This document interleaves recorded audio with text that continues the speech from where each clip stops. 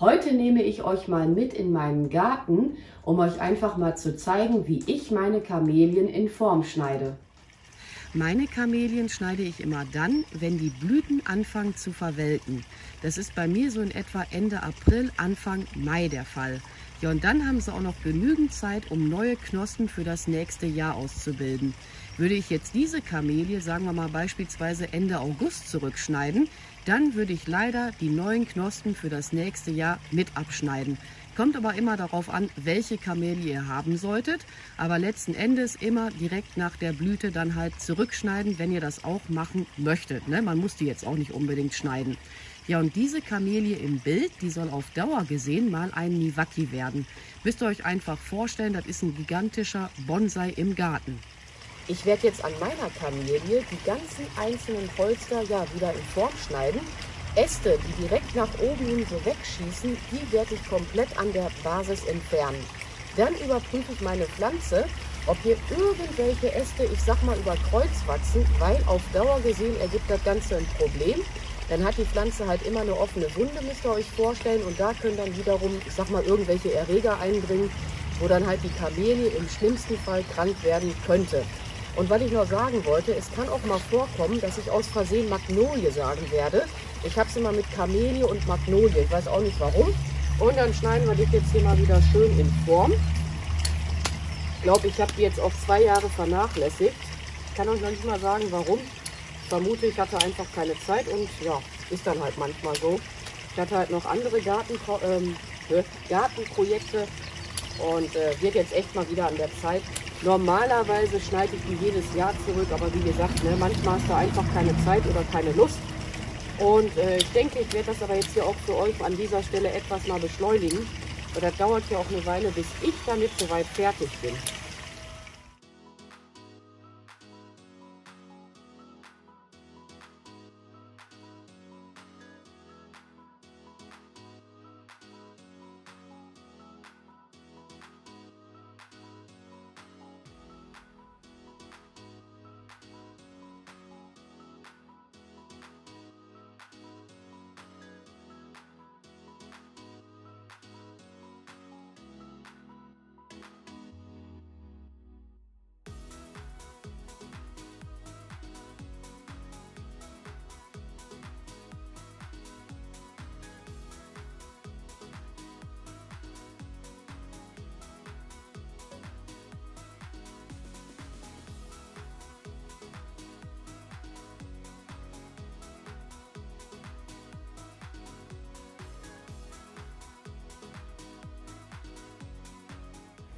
Meine Kamelie habe ich jetzt fast fertig geschnitten. Es bleiben jetzt nur noch ein paar Feinarbeiten und halt hier oben der Abschluss.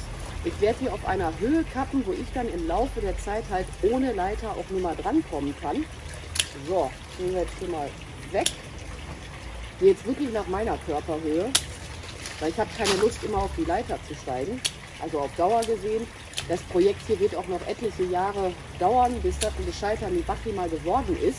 Und es bleibt ja letzten Endes auch jedem selbst überlassen, wie er seine Kamelie in Form schneiden möchte. Ne? Aber wie bereits erwähnt, bei mir soll es halt ein gigantischer Bonsai so gesehen mal werden. Was wollte ich noch sagen?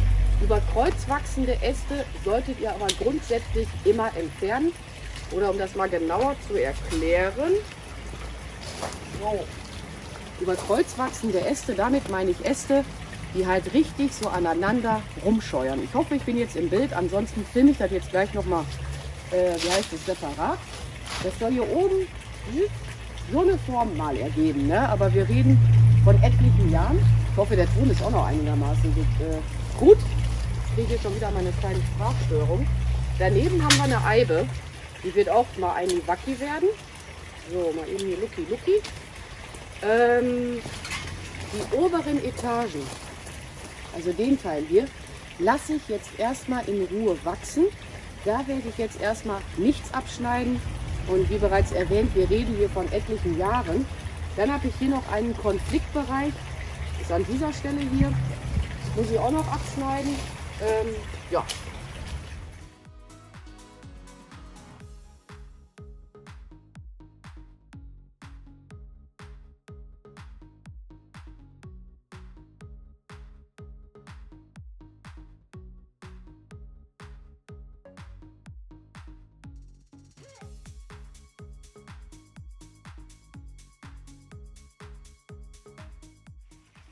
Dieser Ast hier ist jetzt auf Dauer gesehen ein Problembereich, weil der wird sich mit der Zeit mit dem dickeren hier kreuzen.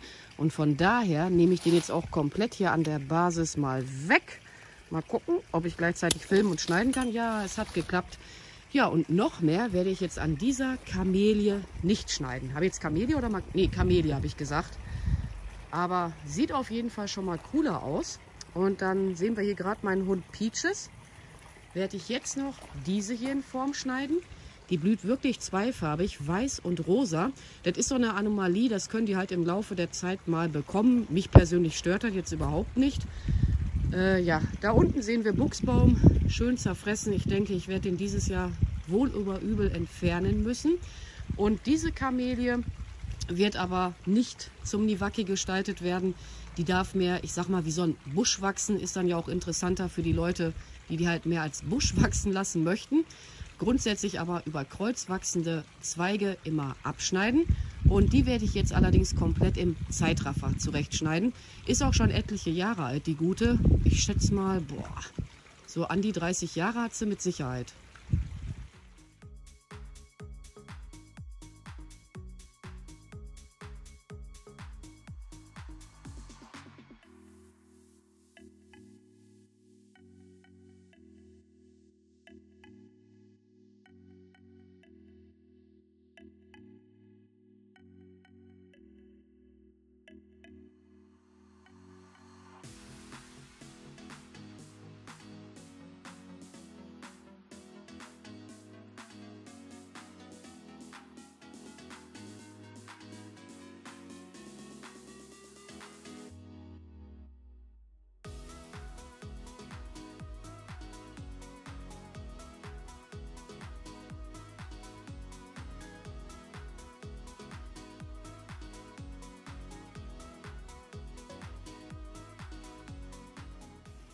Ja, so viel zum Thema, dass ich bei der Kamelie eigentlich nur etwas abschneiden wollte.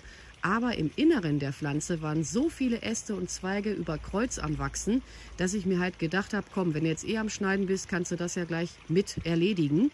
Ja, und als Boden bevorzugen die Kamelien im Übrigen einen kalkarmen Boden.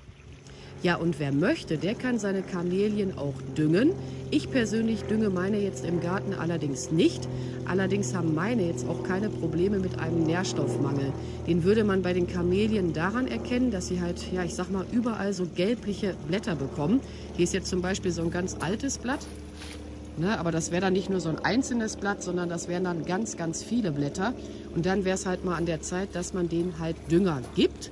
Als Dünger würde man dann einen Dünger verwenden, der zum Beispiel auch für den Rhododendron oder auch für die Hortensien geeignet ist. Ja, und wenn ihr die mal wässern müsst, also wenn ihr jetzt welche im Topf haben solltet, hier im Garten ist das ja jetzt überhaupt kein Problem, dann nur Regenwasser zum Wässern verwenden. Weil so ein kalkhaltiges Wasser, das mögen die überhaupt nicht. Ja, letzten Endes, wenn ihr jetzt kein Regenwasser zur Verfügung hast, ne, dann halt mit dem Kranberger wässern ist immer noch besser, als wenn die jetzt gar kein Wasser bekommen. Aber dann können halt die Blätter auf Dauer gesehen auch mal, ich sag mal, komisch aussehen, wenn die immer nur mit einem kalkhaltigen Wasser gewässert werden. Ja, und ich werde mich jetzt mal an dieser Stelle bei euch verabschieden. Allerdings geht für mich das Gärtnern jetzt noch ein bisschen weiter. Ich wollte noch etwas Unkraut gärten, bevor es wieder anfängt zu regnen. Ja, und höchstwahrscheinlich schneide ich auch noch diesen Spindelstrauch da im Hintergrund zurecht. Das filme ich dann einfach mal mit im Zeitrafferformat. Von den Schnittresten werde ich mir etwas aufheben, stelle die dann in ein Glas mit Wasser und warte mal ab, ob sich im Laufe der Zeit da Wurzeln ausbilden werden. Aber ich schneide die Zweige dann auf so 15 cm Länge zurück und wie gesagt, dann kommen sie in ein Glas mit Wasser und mal gucken, ob da im Laufe der Zeit dann halt Wurzeln entstehen werden. Sollte das der Fall sein, dann schreibe ich das auf jeden Fall nochmal bei den Kommentaren mit hinein, also falls ich erfolgreich sein sollte.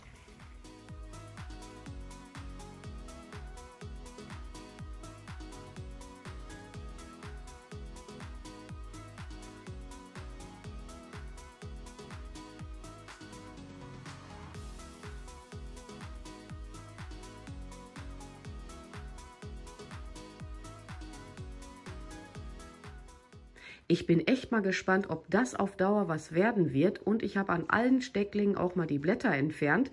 Dann hat die Pflanze halt nicht so eine hohe Verdunstung.